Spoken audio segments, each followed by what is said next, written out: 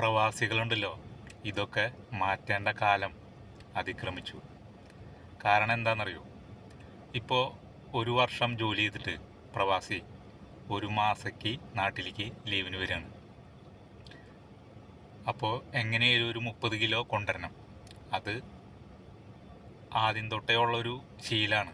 നമ്മൾ ഒരു 30 കിലോ അത് വീട്ടുകാർക്കും ബന്ധുക്കൾക്കും കൂട്ടുകാർക്കൊക്കെ വേണ്ടിയിട്ട് നമ്മൾ മേടിക്കും ഇല്ലേ? ഇതേപോലെ തന്നെ ഇപ്പോൾ എന്താ പറയുക, ഇവിടെ ഒരു 30,000 അല്ല 50,000 രൂപ ശമ്പളം മേടിക്കണ ഒരു പ്രവാസി നാട്ടിൽ വരുന്ന ഈ രീതിയാണ് ഞാൻ പറഞ്ഞത്.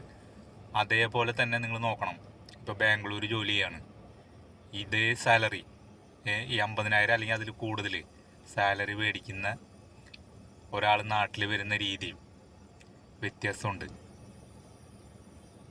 അത് അവൻ ചിലപ്പോൾ 2 മാസത്തിലായിരിക്കും നാട്ടിൽ വരിക. അത് ആരും അറിയുക തന്നെ ഇല്ല. 30 കിലോയുടെ സാധനങ്ങൾ അത് ബന്ധുക്കൾക്കും വീട്ടുകാർക്കും കൂട്ടുകാർക്കും വേണ്ടിയിട്ട് സാധനങ്ങളൊക്കെ മേടിച്ചുകൊണ്ടിരും. എന്നിട്ട് ഇത് നമ്മൾ ഓരോരുത്തർക്ക് കൊടുക്കുമ്പോൾ ഉണ്ടല്ലോ, അപ്പോൾ അവരൊരു ഡയലോഗുണ്ട്, ഞാനിതല്ല ഉദ്ദേശിച്ചത്, അല്ലെങ്കിൽ ഞാനിത് ഈ മോഡലല്ല ഉദ്ദേശിച്ചത്, ഈ കളറല്ല ഞാൻ പറഞ്ഞത്. അതൊക്കെ പറഞ്ഞ് നമ്മൾ കൊടുക്കുമ്പോൾ നമ്മൾ ഇവിടെ കിടന്ന് കഷ്ടപ്പെട്ട് ഉള്ള പൈസയ്ക്ക് സാധനം മേടിച്ച് പോയിട്ട് നമ്മൾ കേൾക്കണ സംഭവങ്ങളാണ് പറയണത്. അതേപോലെ തന്നെയാണ് ഞാൻ പറഞ്ഞില്ലേ, ഇപ്പോൾ സെയിം ഇവനെ പോലെ തന്നെ ഇവനിൽ കൂടുതൽ ശമ്പളം മേടിക്കുന്ന ആൾക്കാരാണ് ഇപ്പോൾ ബാംഗ്ലൂരൊക്കെ ജോലി ചെയ്യണത്. ഇവനിവിടെ ഒരു 50,000 മേടിക്കണമെങ്കിൽ അതിൽ കൂടുതൽ ശമ്പളം മേടിക്കുന്ന ആൾക്കാരാണ് ബാംഗ്ലൂർ ജോലി ചെയ്യണത്. അവർ നാട്ടിൽ വരുന്നത് ആരും അറിയുക തന്നെ ഇല്ല. അവർ വരുമ്പോഴോ അവർ ചിലപ്പോൾ 2 മാസത്തിൽ നാട്ടിൽ വരുന്നുണ്ടാവും. അവർ വരുമ്പോൾ ഒരു 500 രൂപയ്ക്ക് ചോക്ലേറ്റ് മേടിച്ചു കൊണ്ടുവരും.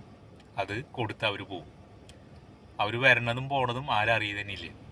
പക്ഷെ പ്രവാസി ഈ ഒരു വർഷം കഷ്ടപ്പെട്ടിട്ട് ഒരു മാസത്തേക്ക് നാട്ടിൽ വരികയാണ്. എന്നിട്ട് നാട്ടുകാരൊരു ചോദ്യമുണ്ട്, ഇനി എന്നാ പോണേന്ന് നമ്മളെ കാണുമ്പോൾ തന്നെ. അത് കേൾക്കുമ്പോൾ തന്നെ നമ്മൾ പകുതി ഡൗണാവും. വന്ന ദിവസം തന്നെ ചോദിക്കുക ഇനി എന്നാ പോണേന്ന്. അപ്പം അതാണ് അവസ്ഥ. ഈ കാര്യങ്ങളൊക്കെ മാറ്റണം നമ്മൾ. ഇത് മറ്റവർക്ക് ബാധകമല്ലത്. അത് പ്രവാസികളുടെ ഉള്ളിൽ ഇത് ഒരു ഇതായിട്ട് പറഞ്ഞല്ല, ഇത് കാലങ്ങളായിട്ട് നടന്നുകൊണ്ടിരിക്കുന്ന സംഭവങ്ങളാണ്.